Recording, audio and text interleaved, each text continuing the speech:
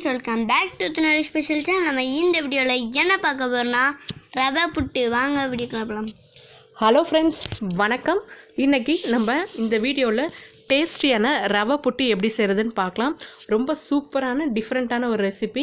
பொதுவாக வந்து பார்த்திங்க அப்படின்னா நம்ம புட்டு செய்வோம் எப்படின்னா அரிசி மாவில் தான் மேக்ஸிமம் செஞ்சு சாப்பிடுவோம் இல்லைங்களா. ரவை அப்படிங்கிறது ரொம்ப ரேரு தான், ஆனால் சூப்பராக இருக்கும். கண்டிப்பாக ட்ரை பண்ணி பாருங்கள். நம்ம சேனலை ஃபஸ்ட் டைம் இப்போ தான் பார்க்குறீங்க அப்படின்னா கண்டிப்பாக சேனலை சப்ஸ்கிரைப் பண்ணி பக்கத்தில் இருக்க பெல் ஐக்கானையும் கிளிக் பண்ணிக்கோங்க. இப்போது இந்த ரவை புட்டு எப்படி செய்கிறதுன்னு பார்க்கலாம். முதல்ல வந்து பார்த்திங்கன்னா நான் ஒரு கடாய் வச்சுருக்கேன். கடாய் வந்து பார்த்திங்கன்னா நல்லா சூடாகட்டும். சூடானதுக்கப்புறம் இதில் நான் ஒரே ஒரு ஸ்பூன் அளவுக்கு நெய் வந்து சேர்த்துக்க போகிறேன். நெய் வந்து நல்லா சூடாகட்டும். நெய் வந்து சூடானதுக்கப்புறம் நான் என்ன பண்ணியிருக்கேன் அப்படின்னா ஒரு 5லேருந்து 6 முந்திரி பருப்பை வந்து பார்த்திங்கன்னா 2-3 துண்டாக உடச்சி வச்சுருக்கேன்.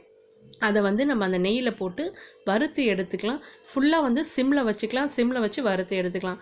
கருகிடுச்சுன்னா நல்லா இருக்காது இல்லைங்களா. கலர் மட்டும் சேஞ்ச் ஆனால் போதும். சிம்மில் வச்சுட்டு இப்போ நான் அந்த முந்திரி பருப்பெல்லாம் வறுத்து எடுத்துக்கிறேன். வறுத்தாச்சு. இப்போ நம்ம வந்து வேறு ஒரு பிளேட்டில் அதை வந்து நம்ம மாற்றி எடுத்துக்கலாம். இன்றைக்கி நான் ரவை வந்து பார்த்திங்கன்னா எனக்கு தேவையான அளவுக்கு நான் ஒரு கிளாஸ் எடுத்திருக்கேன். ஒரு கிளாஸ் அப்படின்னும் போது அதோட அளவு வந்து பார்த்திங்கன்னா 200 கிராம் அளவு தான். உங்களுக்கு வீட்டில் எத்தனை பேர் இருக்காங்களோ உங்களுக்கு தேவைக்கு ஏற்ற மாதிரி செஞ்சுக்கோங்க சாப்பிட்ற மாதிரி. இன்றைக்கி நான் என்ன பண்ணியிருக்கேன்னா ஒரு கிளாஸ் 200 கிராம் எடுத்திருக்கேன். இப்போ நம்ம ஊற்றிருக்க ஒரு ஸ்பூன் அளவுக்கு நெய் வந்து பார்த்திங்கன்னா அப்படியே இருக்கு இல்லைங்களா. அதில் நான் என்ன பண்ண போகிறேன் அப்படின்னா அந்த ரவையை போட்டுட்டு நல்லா வந்து மிக்ஸ் பண்ணி எடுத்துக்கலாம். அதாவது ஃபுல்லாக சிம்மில் வச்சுருங்க. சிம்மில் வச்சுட்டு அது என்ன ஆகும் அப்படின்னா நம்ம அதிகமாக வச்சிட்டோம் அப்படின்னா ஃபுல்லாக எல்லாம் அடியில் வந்து கருகிடமும் புட்டு நல்லா இருக்காது. சிம்மில் வச்சுட்டு நம்ம அந்த நெய்லேயே நல்லா மெதுவாக மிக்ஸ் பண்ணி விட்டோம் அப்படின்னும் போது வாசனை வந்து பார்த்திங்கன்னா ரொம்ப நல்லா இருக்கும். அந்த வாசனை வந்து நல்லாயிருக்கும். ரவையோட கலரும் வந்து ஃபுல்லாக அப்படியே சேஞ்ச் ஆகிடும். ரொம்ப நல்லா இருக்கும். அந்த மாதிரி மெதுவாக ஃபுல்லாக நம்ம வந்து சிம்மில் வச்சு ஃபுல்லாக வறுத்து எடுத்துக்கலாம் அந்த ரவையை. இப்போ வந்து பார்த்திங்கன்னா நான் ஃபுல்லாக இது பண்ணிவிட்டேன். இப்போது நம்ம ஸ்டவ் வந்து ஆஃப் பண்ணிடலாம். இப்போ சைடில் வந்து நான் ஒரு பாத்திரத்தில் வந்து தண்ணி வச்சுருக்கேன். நம்ம புட்டுக்கெலாம் வந்து எப்படி நம்ம மாவு பிசையும் போது கொஞ்சம் கொஞ்சமாக தண்ணி தொளிச்சு பிசையும் இல்லைங்களா, அந்த மாதிரி தண்ணி தொளிச்சு பிசைகிறதுக்காக ரவையும் தண்ணி வச்சுருக்கேன். தண்ணி வந்து பார்த்திங்கன்னா நம்ம சூடு பொறுக்கிற அளவு கை வந்து நம்ம பிசைகிற அளவுக்கு இருந்தால் போதும். நம்ம ஒரு ஸ்பூனோ கரண்டியோ வச்சோம் அப்படின்னா அது வந்து கொஞ்சம் கட்டியாக இருக்க மாதிரி இருக்கும் இல்லைங்களா. அதனால் இப்போ போதும்னு சொல்லி ஸ்டாப் பண்ணிட்டேன். ஒரு பவுலில் நான் என்ன பண்ணியிருக்கேன்னா நான் வறுத்து வச்சுருக்கேன் ரவையெல்லாம் வந்து நான் அதில் மாற்றிட்டு நம்ம என்ன பண்ணலாம் அப்படின்னா கொஞ்சம் கொஞ்சமாக தண்ணி தொளிச்சு நம்ம வந்து அதை நல்லா பிசைஞ்சு எடுத்துக்கலாம். சில பேர் ஸ்பூனோ கரண்டியோ அப்படின்னும் போது அது எப்படியும் கட்டி விழுந்துடும். அதனால் கொஞ்சம் கொஞ்சமாக அந்த கை வந்து சூடு பொறுக்கிற அளவுக்கு பார்த்துட்டு கொஞ்சம் கொஞ்சமாக பிசைஞ்சு நீங்கள் எடுத்துக்கோங்க. அதை மாதிரி நான் ஃபுல்லாக கொஞ்சம் கொஞ்சமாக தண்ணி கட்டி எதுவுமே இல்லாத கொஞ்சம் கொஞ்சமாக தண்ணி தொளிச்சு நான் ஊற்றிக்கிறேன். இப்போ நம்ம என்ன பண்ணலாம் அப்படின்னா இந்த மாதிரி ஃபுல்லாக தொளிச்சிடுவோம். இதோட கரெக்டான ஸ்டேஜ் வந்து பார்த்திங்க அப்படின்னா நம்ம இந்த கொலக்கட்டைலாம் நம்ம வந்து பிடிப்போம் இல்லைங்களா, அந்த மாதிரி நம்ம வந்து அந்த மாவு எடுத்து கையில் வந்து அழுத்தி பிடிக்கும் போது கையில் வந்து அந்த கொலக்கட்டை மாதிரி அது நிற்கும். அந்த மாதிரி இருந்தது அப்படின்னா கரெக்டான அது ஒரு ஸ்டேஜ். இப்போ வந்து பார்த்திங்கன்னா நான் பிடிச்சி காட்டுறேன். இந்த மாதிரி இருக்கணும். நம்ம நெக்ஸ்ட்டு உதுத்து விட்டோம் அப்படின்னா நல்லா உதிரணும். இது ரெண்டும் இப்படி இருந்தது அப்படின்னா நம்ம மாவு வந்து கரெக்டான ஸ்டேஜில் வந்து பிசைஞ்சிருக்கோன்னு சொல்லிட்டு கரெக்டு. அந்த மாதிரி அதுக்கேற்ற மாதிரி நம்ம கொஞ்சம் கொஞ்சமாக தண்ணி தொளிச்சு பிசையணும்.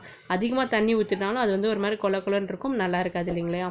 அதனால் இப்போ நான் பிசைஞ்சிட்டேன். இப்போ நான் என்ன பண்ணியிருக்கேன் அப்படின்னா ஒரு இட்லி பாத்திரத்தில் தண்ணி ஊற்றிருக்கேன். தண்ணி வந்து பார்த்திங்கன்னா நல்லா கொதிக்க வச்சிடணும். இப்போ இந்த மாதிரி கொதிக்குது இல்லைங்களா, அப்போது நம்ம என்ன பண்ணலாம் அப்படின்னா நான் வந்து கீழே இருக்க தட்டு மட்டும் தான் வைக்க போகிறோம். நமக்கு வந்து ரவை நான் வந்து கொஞ்சம் கம்மியாக ஒரு கிளாஸ் தான் எடுத்திருக்கேன்றதுனா போதுமானது அளவு இல்லையா.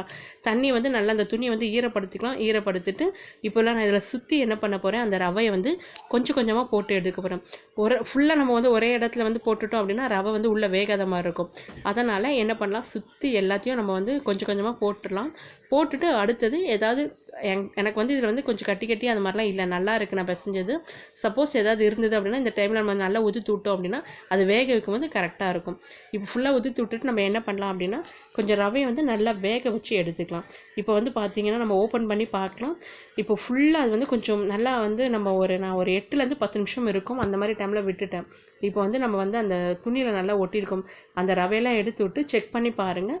சூப்பராக நல்லா வெந்துடும். அது டக்குன்னு நல்லா அந்த தண்ணி வந்து நம்ம கொதிக்க வச்சு வச்சனால சீக்கிரமாக நமக்கு வந்து வெந்துடும். இப்போ நான் செக் பண்ணி பார்த்ததுல எனக்கு நல்லா வெந்திருக்கு. ஒரு ஸ்பூனை வச்சுட்டு நல்லா அந்த துணியில் இருக்கிறதெல்லாம் ஒட்டியிருக்கோம் இல்லைங்களா, அதெல்லாம் ஃபுல்லாக நம்ம எடுத்து விட்டுறோம். எடுத்துகிட்டு நான் இப்போ என்ன பண்ண போகிறேன் அப்படின்னா வேறு ஒரு பவுலுக்கு இதை மாற்றிக்கலாம். இதில் இருந்து ஃபுல்லாத்தையும் மாற்றிட்டு நம்ம உடனே கை வைக்க முடியாது. கை வந்து அந்த புட்டு வந்து நல்லா சூடாக இருக்கும் இல்லைங்களா, கொஞ்சம் ஆற வச்சுட்டு நம்ம என்ன பண்ணலாம் அப்படின்னா, கொஞ்சம் கொஞ்சமாக எனக்கு வந்து அந்த புட்டு வந்து நல்லா இருக்குது, கட்டி கட்டியாக இல்லை, இருந்தாலும் ஏதாவது இருந்தது அப்படின்னா இந்த ஸ்டேஜில் வந்து ஃபுல்லாக நம்ம அதை வந்து உதுத்து விட்டுக்கலாம். இப்போ நான் ஃபுல்லாக அதை வந்து கட்டி கட்டி இல்லாத உதுத்து விட்டுட்டேன். நெக்ஸ்ட் நான் என்ன பண்ணியிருக்கேன் அப்படின்னா, கொஞ்சம் சீனியும் 2 ஏலக்காவையும் பொடி பண்ணி போட்டிருக்கேன். அந்த தோல்லாம் எடுத்துட்டு நல்லா வாசனையாக இருக்கும் புட்டு இல்லைங்களா, அதனால் போட்டிருக்கேன். நெக்ஸ்ட்டு நான் இதுக்கு என்ன பண்ண போகிறேன், தேங்காய் துருவலை துருவி வச்சுருக்கேன். தேங்காய் துருவல் வந்து பார்த்திங்கன்னா ஒரு 3லேருந்து 4 ஸ்பூன் அளவு இருக்கும். இதுக்கு கரெக்டாக இருக்கும்னா போதுமான அளவு. உங்களுக்கு தேங்காயும் சீனியும் எந்த அளவுக்கு வேணுமோ அதுக்கேற்ற மாதிரி சேர்த்துக்கோங்க. தேங்காய் வந்து நான் ஃபுல்லாக போட்டுட்டேன். இப்போது நான் வெறும் ஒரு 3 ஸ்பூன் அளவுக்கு மட்டும் சீனி சேர்த்துக்க போகிறேன். நம்மளோட ஸ்வீட்க்கு ஏற்ற மாதிரி போட்டுக்கலாம். நானும் போட்டுட்டு பத்தலை அப்படின்னா திருப்பி நான் வந்து அதை மிக்ஸ் பண்ணிப்பேன். அதனால் என்ன பண்ணுறேன்னா போட்டுட்டு இப்போ என்ன பண்ணுறேன், எல்லாத்தையும் நல்லா ஒரு ஸ்பூனை வச்சுட்டு அந்த தேங்காய் சீனி எல்லாமே அந்த புட்டில் நல்லா மிக்ஸ் ஆகணும். அதனால் மிக்ஸ் பண்ணி விட்டுடலாம். இப்போ வந்து தேங்காய் அந்த சீனிலாம் வந்து பார்த்திங்கன்னா நம்ம புட்டில் வந்து சூப்பராக நல்லா மிக்ஸ் ஆகிடுச்சு. சீனிலாம் நல்லா கரைஞ்சி வந்துடும். இப்போ நம்ம என்ன பண்ணலாம் அப்படின்னா, நான் ஏற்கனவே வந்து முந்திரி வந்து வறுத்து வச்சுருந்தேன் இல்லைங்களா, அந்த முந்திரி இப்போ நம்ம இதில் போட போகிறோம். சில பேர் என்ன பண்ணுவாங்க, முந்திரி திராட்சை ரெண்டுமே வந்து நெய்யில் வறுத்து வச்சு போடுவாங்க. நான் திராட்சை எனக்கு போடல, முந்திரி மட்டும் போட்டுக்கிறேன்.